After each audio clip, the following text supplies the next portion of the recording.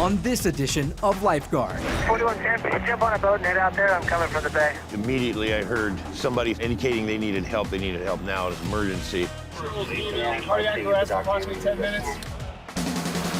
And 911 call at Emerald Cove. I see a person on the face, 15, 20 feet up the cliff, which right away, I've got a situation. plus, Take a seat on the ground, or we're gonna have you do it. Please move back, ma'am. What happened? What happened? Take a seat on the ground. Sir. and later, Make some space for the paramedics, please. Let's put him on the backboard and get him out of here. Ready, 1, 2, 3.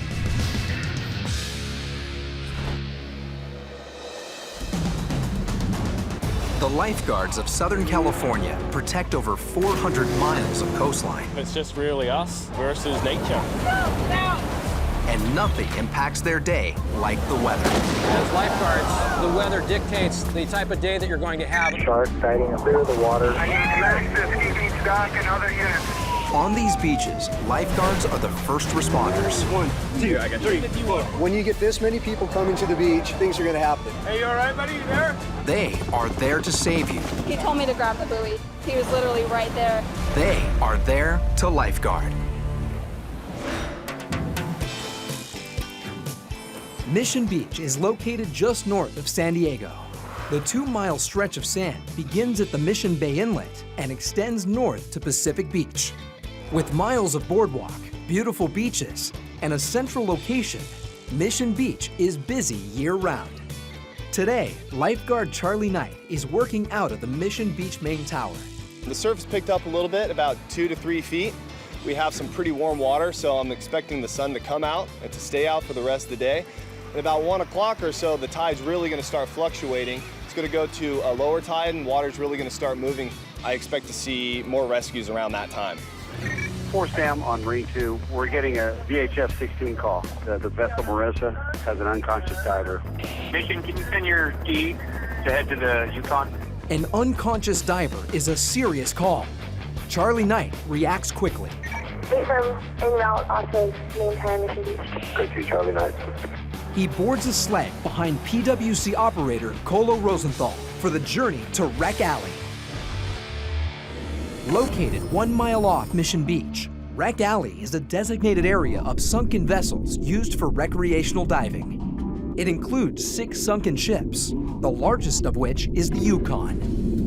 The Yukon is a Canadian destroyer that was decommissioned, many years ago now. They've cut holes out of this vessel so people can kind of penetrate a little bit easier. There's plenty of ambient light, so it's a very rewarding dive. And then there's also areas that can be a little more challenging. Today, the dive boat Marissa is anchored above the Yukon. Dive partners Mitchell Fromang and Steve Blumenthal were just finishing their first dive when they noticed a fellow diver in distress. My dive partner and me were first in the water, and we were first back on the boat. And then we heard somebody on the side of the boat calling. And immediately I heard somebody indicating they needed help. They needed help now. It was an emergency. He was obviously having problems. 4110, can you jump on a boat and head out there? I'm coming from the bay. Lifeguard Sergeant Troy Keach also hears the call. I'm out in one of our big fire boats, which can do almost anything and has all the rescue gear. Keach will be the incident commander. His first move? Radioing dispatch for additional resources. Rescue 6, respond.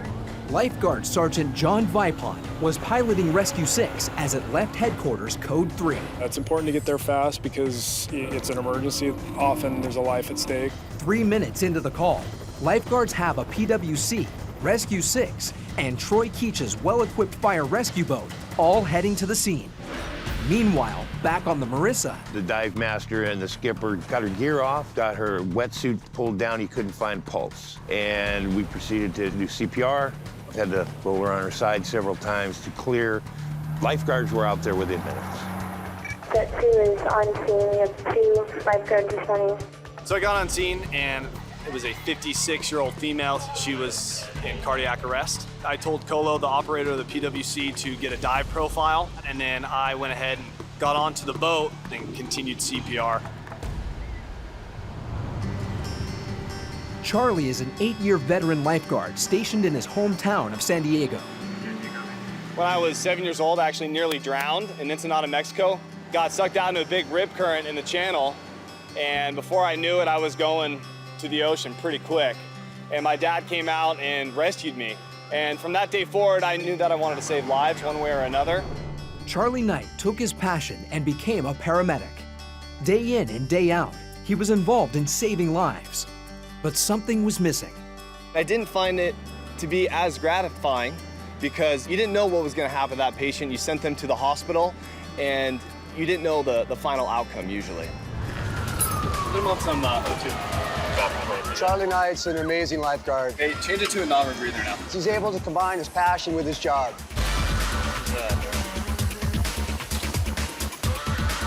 You need it. You know, he loves what he's doing, and it really shows in his effort. With his advanced training as a paramedic, he's invaluable to us.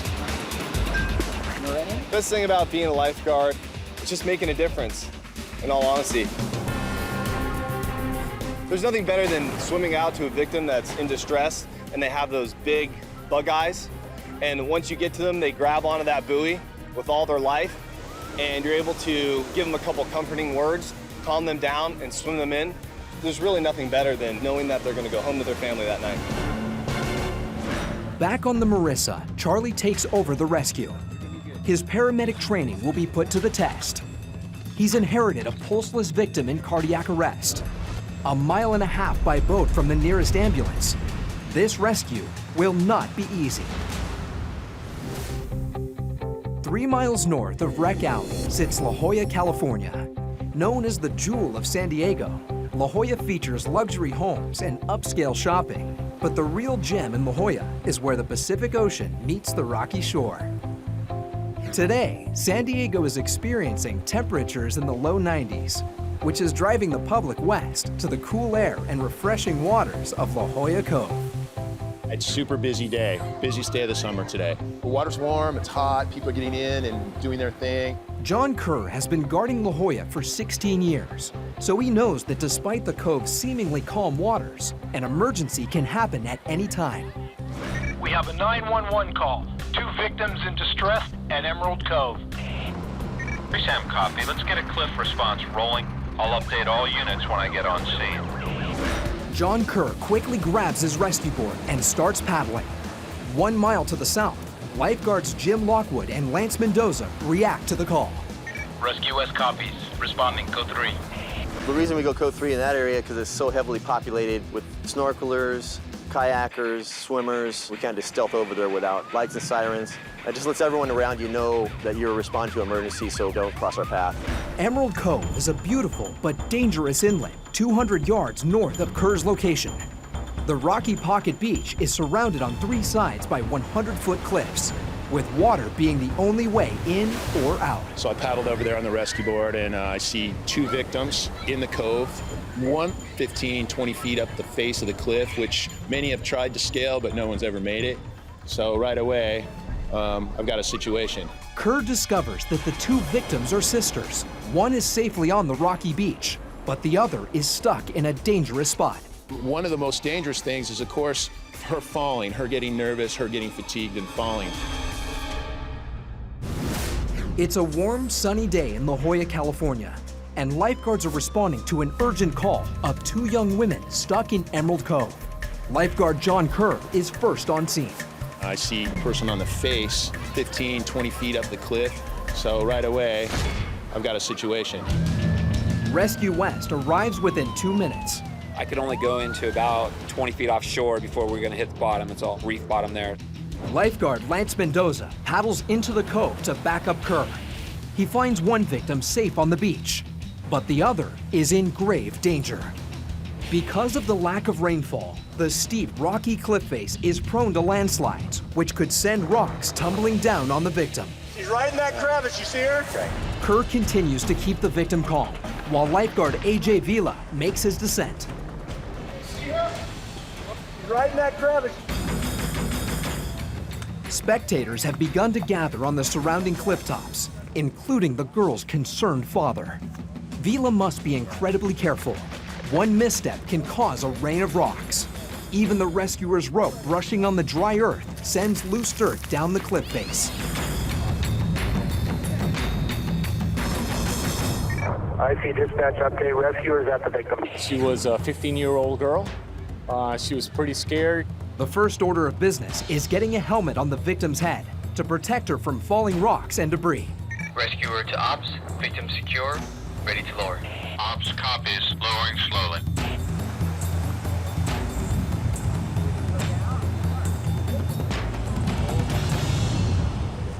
Both victims are now safely on the beach, but lifeguards still need to get them off the dangerous rocks. Lifeguard Lance Mendoza paddles one sister to the rescue boat, leaving the other to curb. The rocks are really slippery. She's a little fatigued, but I've got to get them from across the cobbles and into the water. And then once we're in the water, we're pretty comfortable and we're pretty safe. We were gonna go and explore the caves, and so we tried to climb up some of the sand dunes, and I kind of got stuck.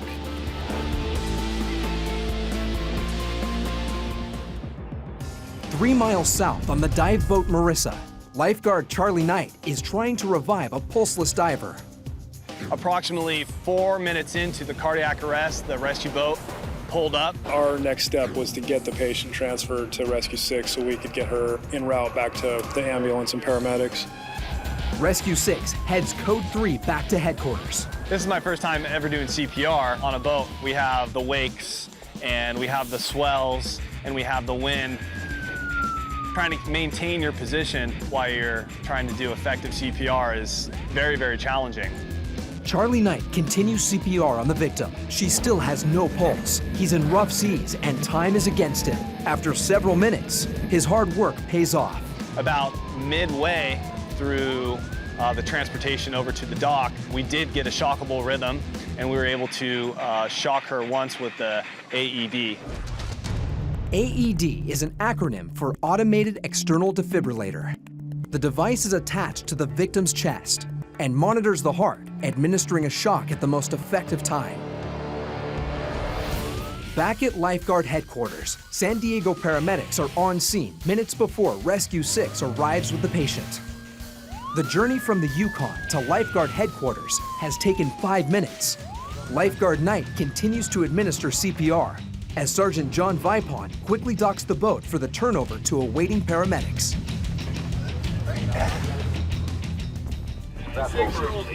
Cardiac arrest, approximately 10 minutes. CPR was started right away. And we saw it one time.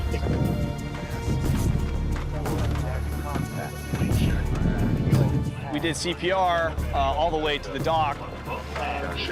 Once we got to the dock, the paramedics continued CPR. They were able to shock her once.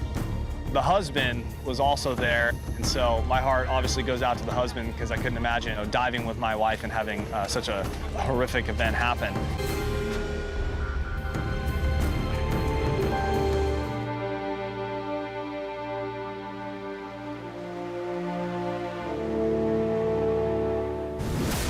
This is Huntington Beach, California. Consistent swells caused by storms year-round give Huntington Beach the nickname Surf City, USA. Today, the water is a cool 63 degrees, but that does not deter surfers and swimmers from flocking to this historic beach. Today's kind of a day like we've had recently with the gloom, heavy overcast. It was actually kind of drizzling from time to time this morning. Not really great beach weather day. The last couple weeks we've had weather similar to this. Some days it burns off and gets really, really nice, and other days it just stays what we call June gloom for the whole day. There's a lot of surfers here today because the waves finally picked up and it's been small for a while, and now we finally have a swell and warmer water, so we'll have a lot of surfers out there, so there'll be a lot of people swimming. So the guards will probably be, making rescues throughout the day. Lifeguard dispatch. 11-907 for a near drowning. 14-year-old Caitlin Jennings was cooling down in the ocean when she noticed a man in distress. We were jumping on the waves and I turned around and he was underwater, and I thought that he just fell off his board. And then I turned around again and he was still underwater, his face was kind of blue. So I grabbed his arm and I was screaming for help. Lifeguard Sean McLaughlin was on Tower 13 when he saw Caitlin struggling to keep the man's head above water. By the time I got there, he was semi-conscious and he was breathing, but he was on his way out. Open your eyes! Open your eyes! Stay with us, pal. Veteran lifeguard Matt Carl is patrolling nearby. His job is backing up the tower guards. 6-11 guard at Tower 13 is signaling code 3, waterline. We just heard a code 3 call at Tower 13, which means the guard 6-11 needs help immediately. Hey, you all right, buddy? You there? McLaughlin and the other lifeguards have no idea what happened to the victim. While some administer basic first aid, McLaughlin interviews witnesses. They started saying that he was twitching and then they saw him collapse, like in waist-deep water. And so they think he had a seizure. An epileptic seizure is abnormal and excessive neurological activity, which manifests as wild thrashing or loss of awareness. Often, victims are unable to control their bodies and become unconscious. Matt Carl takes over as supervisor. Was he pulled out of the water? He had a seizure on the wave, and then they pulled me over and I was pulling him in. Okay. Having a seizure in the water is definitely life-threatening. You lose control of your airway, so if you go underwater, you're gonna aspirate salt water. If you're in deep water, you're gonna go under. We were trying to talk to the guy. He was conscious, but he wasn't able to speak. Do you have a seizure? Lifeguards have another problem, transferring the victim to a higher level of care. The medics have arrived, but are 200 yards away at the edge of the beach. We don't know if he went down and hit his head, which may have caused his seizure. So we take all the precautions to make sure that we stabilize him, put a cervical collar around his neck. Heart rate still breathing? Still breathing. Okay, good. They're not able to drive out in the sand. The fire trucks, the ambulance, they pretty much have to stage in the parking lot or on the bike path here. More responsive than he has been. Brock, you and Chris have the airway stuff? Okay. When we were trying to talk to the guy, he was conscious, but he wasn't able to speak. So at that point, it's just maintaining life support. All right, straight to the truck up on the mountain up there. Watch out! Clear path! Clear path! The entire time, from the time the call started until he was in our truck, he was unresponsive and barely conscious. But as we were driving him back, he kind of came out of his seizure. And by the time we got him back to the paramedics, he was breathing normally, had full movement. So we were then able to rule out a cervical injury. And hopefully it'll be a good outcome for him.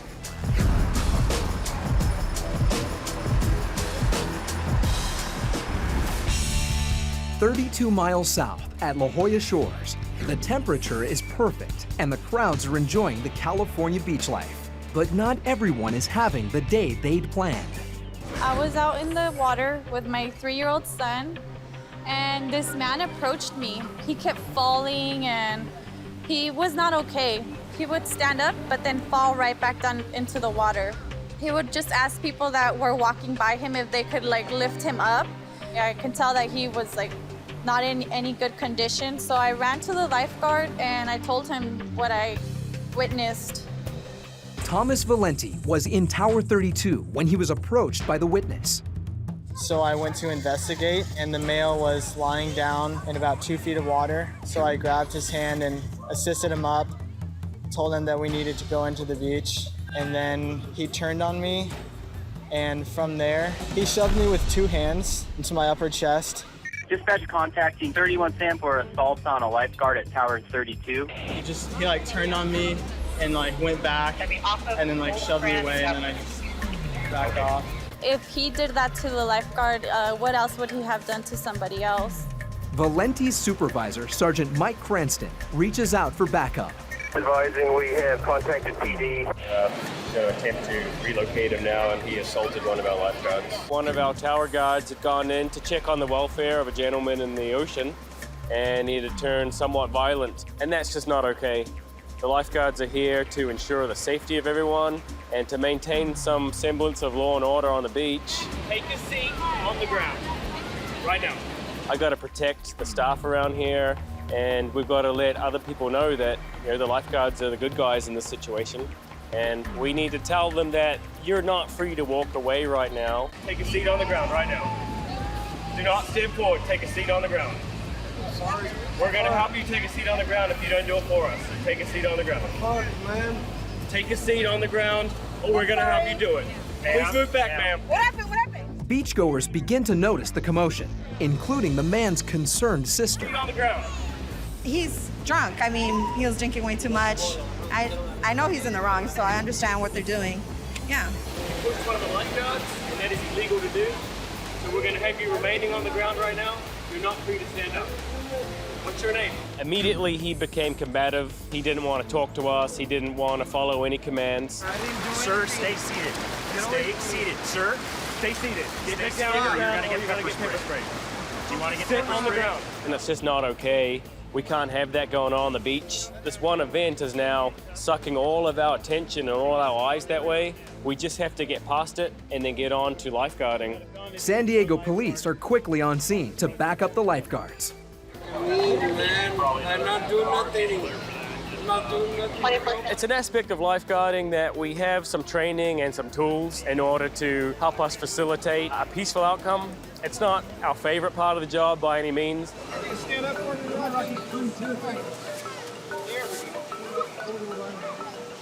Luckily, we don't have to do it all that often, but it had a good outcome today and no one was injured and everybody gets to go home. And so when you push them, that's why he's a peace officer. You can't push a lifeguard. You can't push anybody. So you're gonna go detox, all right? Okay? You're good. We talked to the family. They assured us that this wasn't how this gentleman usually acts, and no one was injured. So we're not going to press any charges against him. I'm sure once he sobers up, he'll realize that he made a few errors in judgment. All right, ma'am. I know you have it. A few We'll be hours. here in a couple Just hours. be Get good. lots of water. Just be good. All right, we're going to go. Thank you. Thanks. He did seem quite remorseful at the end. He started to sober up and realize that he'd got himself into a situation that he didn't want to be in, and we didn't want him to be there either. It was just going to be the safest, best outcome for everyone if he was to leave the beach, and then maybe he'll come to terms with this is just not a behavior I want to engage in next time I go out for a summer's day at the beach.